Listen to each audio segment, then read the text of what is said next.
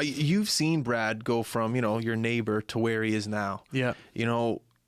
Just talk about that. Like, people are going to change from as a kid to a professional athlete. You've been with him, you've been by his side the entire time. Just talk about him and how he's, changed to a pro. Yeah. From a junior kid. Or did you play tassel with him too? Yeah. Yeah. Just talk about that. Because, seeing someone go from there to Boston, being an all-star, talk about that. It must be weird for you almost, or I guess you've been with him the entire time. It's not weird. Like, talk about that. That's crazy. Yeah, it's not weird. It's not weird in the sense that I don't feel weird around him or hanging out with him, or he doesn't seem like a special person to me. Okay, well, that's good. Yeah, then. He's just the Brad. Yeah, it's just Brad. So from that standpoint, it's not weird. But I have been asked by like newspapers, reporters, like what separated him or what he did to improve.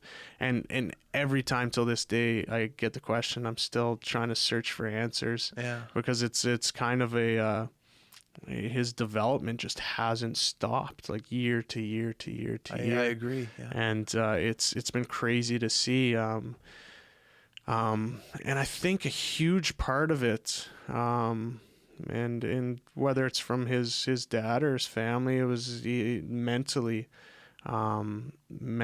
he kind of had that FU attitudes right from the first training camp in Boston, where looking back and reflecting on myself, I was nervous and I don't want to say I tiptoed around. I wanted to always show what I had, but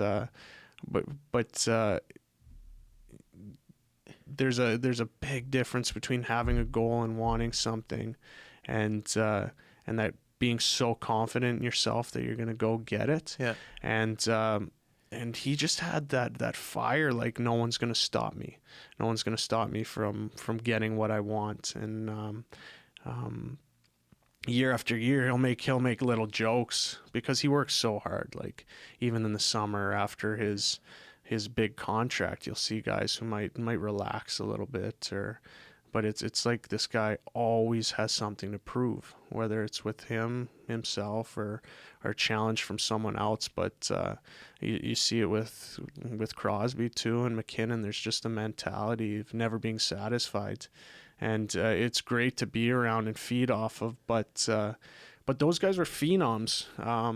Crosby and McKinnon from a young age. I was going to just say that. Yeah, and it's totally different animal, where Brad was just got better every year, and every year you thought you never bet against him, but you're like, all right, how much better can it get? And all of a sudden he's called up and he has 20 games and 1 assist, and you're like, oh, he got a little bit of a taste in the NHL. And he walks in, I don't know if you've heard the story, he walked in the general manager's office, and they're like, we want you to have a good summer. We'd like to see you play games with the team again next year. And he hadn't scored a goal. He'd played 20 games, hadn't scored a goal, had 1 assist in his first game, went 19 games with no points. And he told the general manager, I'm going to score 20 goals on the Bruins next year. And the GM was like, come on, kid, what do you, like, let's be realistic here. Like, what are you going to do? Anyways, he got a spot out of camp on the 4th line, and the 4th line got really hot for Boston, and then he got a promotion to playing with Patrice Bergeron, and he scored 20-something goals that year, which is insane. So that was the year they won the Cup too, and he had an incredible playoff run. And gives me chills, man. Yeah, man. So being one of his best friends and being with all our best friends growing up, we're like, this is insane. Like, that's Marshy playing the Stanley Cup, scoring like a couple goals. So it's couple goals. It's crazy to see. And then the trajectory's just been skyrocketing ever since. And I can't put my finger on one thing, but he's whatever he's got going on between his ears is the big difference for him.